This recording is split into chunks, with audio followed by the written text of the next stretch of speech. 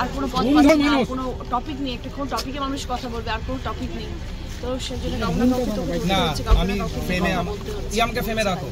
এটা তো খুব গুরুতর একটা অভিযোগ বলছে জেলা শাসকের সই জাল করে বসানো হয়েছে। আমাদের সব তৃণমূলের লোকেরা রয়েছে, তারা নিশ্চয়ই দেখছে কি হচ্ছে না হচ্ছে। তারা তো কেউ হাত গুটিয়ে বসে নেই, তারা যদি দেখছে কিছু অস্বস্তিকর ঘটনা ঘটছে তারাও নিশ্চয়ই প্রতিবাদ করবে।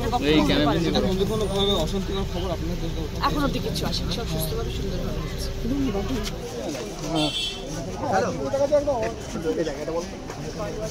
রাধারানী ওনার থেকে শিখতে হবে এখন আবার শ্রীপুর রাধারানী স্কুল, শ্রীপুর রাজতলা। এই সরো একটু সরো। হ্যালো এদিকে এদিকে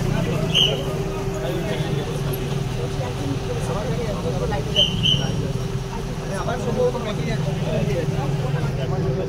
সবাই আছে।